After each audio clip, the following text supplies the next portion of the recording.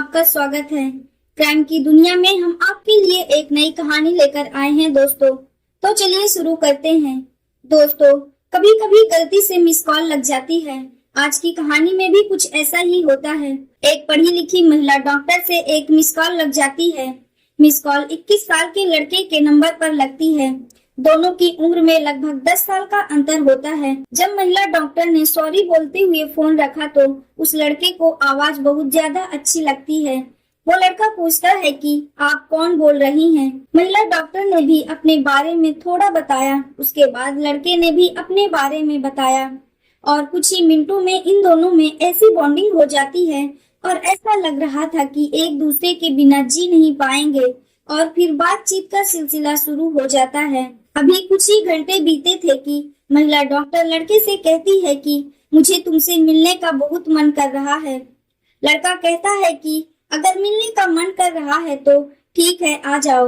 और वो महिला डॉक्टर इतना सुनने के बाद लगभग 700 किलोमीटर का सफर तय करके उस लड़के के पास पहुंच जाती है। पहुंचने के बाद दोनों बातचीत करना शुरू कर देते हैं। तभी वहां पर एक क्राइम हो जाता है। क्राइम इतना बड़ा होता है कि न केवल एक जिला बल्कि कई जिले की भी पुलिस परेशान हो जाती है।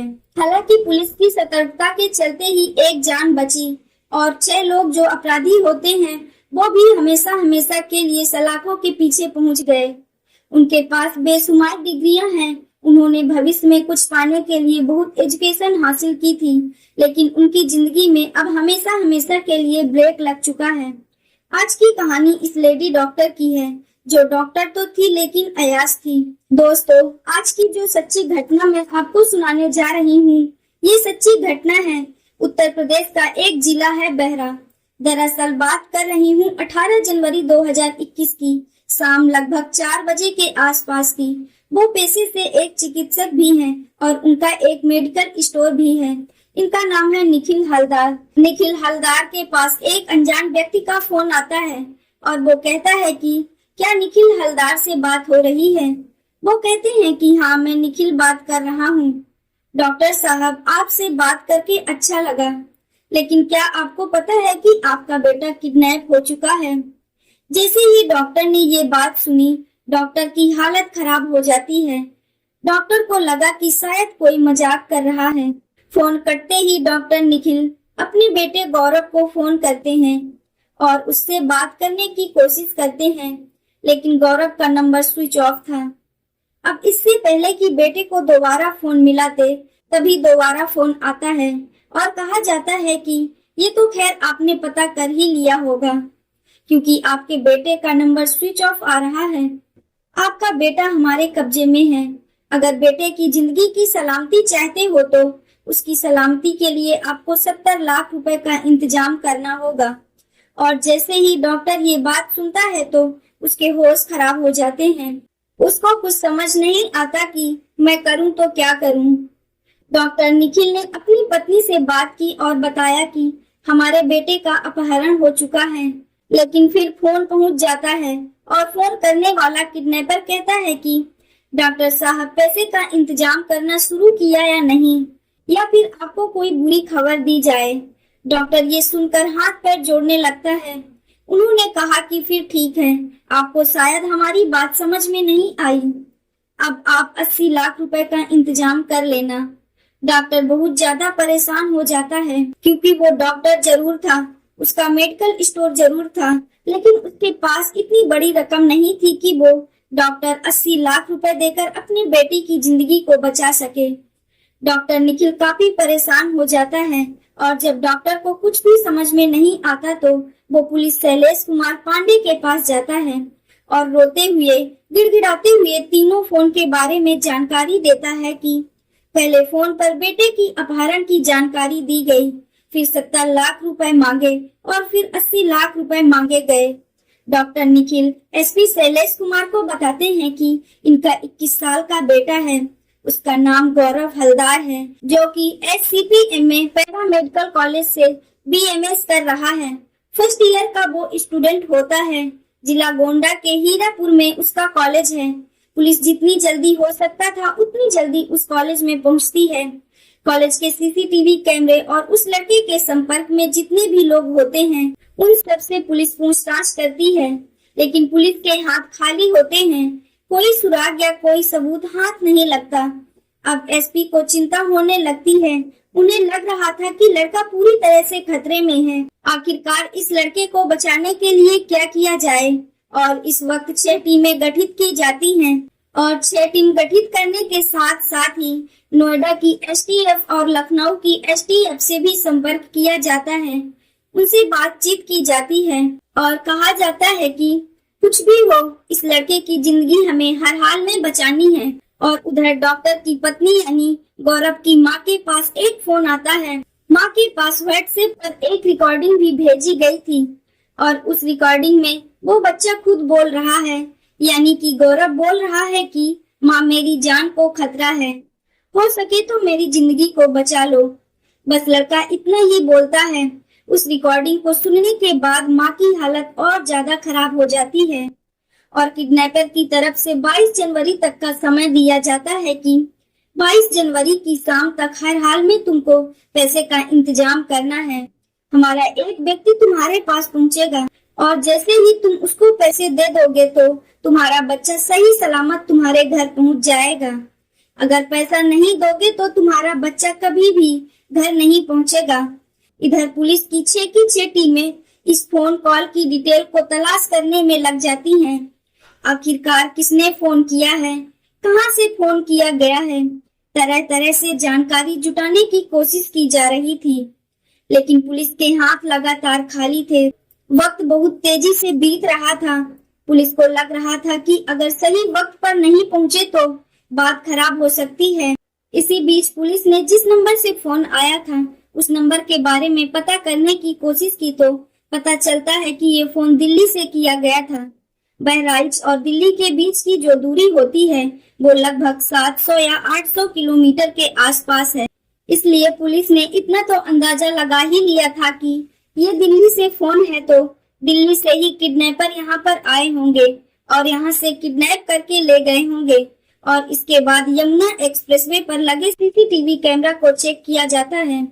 वहाँ से आने जाने वाली गाड़ियों को देखा जाता है और पुलिस को एक स्विफ्ट कार पर शक होता है और पुलिस अब मामले की छानबीन में जुट जाती है। लड़के के बाप को यानी डॉक्टर निखिल को कॉन्फ्रेंस में लिया जाता है और उनसे कहा जाता है कि अब की बार जब फोन आएगा तो उनसे कहना कि आपने पैसे का इंतजाम कर लिया है, आप पैसे लेने के लिए आ जाइए और जैसे ही आप पैसे ले लेंगे तो मेरे बच्चे को छोड़ देना।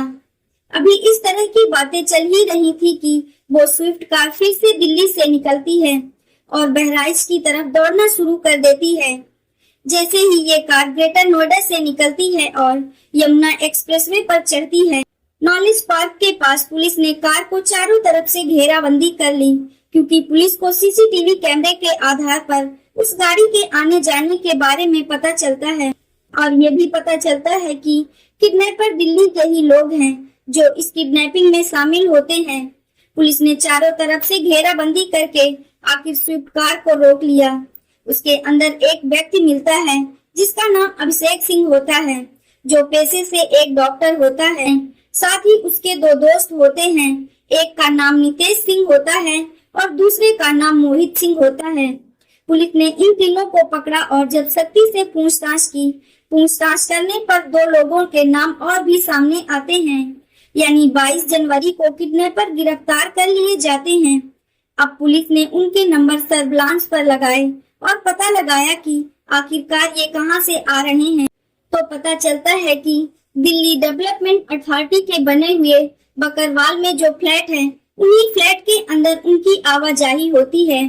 और पुलिस की टीम ने जब वहां छापा मारा तो एक कमरे के अंदर वो लड़का यानी गौरव मिल जाता है, लेकिन वो बेहोशी की हालत में होता है।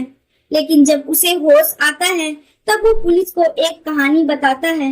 वो कहता है कि सर 15 जनवरी को उसके पास एक अननोन नंबर से फोन आता है और मैंने फोन पर बात की तो एक सुरीली सी आवाज में एक लड़की बात कर रही थी। उस लड़की से जब बातचीत का सिलसिला शुरू होता है तो लड़की उससे बहुत प्यारी और मीठी मीठी बातें करती है। लड़के को ऐसा लग रहा था जैसे ये लड़की उसकी बहुत ज्यादा फिक्र करती है। और उस लड़के ने अपने बारे में लड़के को बताया कि दिल्ली नजफगढ़ में वो एक अस्पताल में जॉब करती है। वो किसी और से बात करना चाहती थी, लेकिन गलती से फोन तुम्हारे पास लग गया है। उस लड़के से वो कुछ अश्लील बातें करती है। लड़के से 10 साल बड़ी इस लेडी डॉक्टर ने उस लड़के को अपने प्रेम जाल में कुछ इस तरह से फंसाया कि वो लड़का भी उसका दीवाना हो जाता है। और फिर वो लेडी डॉक्टर कहती है कि तुमसे मिलने का बहुत मन कर रहा है, और उस लड़के गौरव से मिलने के लिए वो दिल्ली से बहराइच आती है और गौरव के मेडिकल कॉलेज के ठीक सामने खड़ी होती है और गौरव को फोन करके कहती है कि मैं तुम्हारे मेडिकल कॉलेज के सामने खड़ी हूँ, अगर तुम्हें यकीन नहीं है तो तुम आकर देख सकते हो। गौरव को यकीन ही नहीं होता कि जिस लड़की से उसने 3 दिन पहले बात करनी शुरू की है, यानी 15 जनवरी से वो बातचीत करना शुरू करता है, और वो लड़की 18 जनवरी को उसके पास कैसे पहुंच सकती है। लेकिन जब वो अपने कॉलेज से बाहर निकलकर देखता है तो वो खूबसूरत सी लड़की जिसको उसने अभी व्हाट्सएप पर देखा था, उसकी कुछ वीडियो देखी भी थी, वो उसके सामने खड़ी होती है तो गौरव को यकीन नहीं हो रहा था। वो दोनों एक दूसरे से गले मिलते हैं, बातचीत करते हैं। उसी वक्त पीछे से 3 लोग आते हैं। एक अभिषेक सिंह आता है, दूसरा उसका दोस्त मोहित है, तीसरा नितेश आता है और तीनों जाकर उसे एक नशीला इंजेक्शन देते हैं।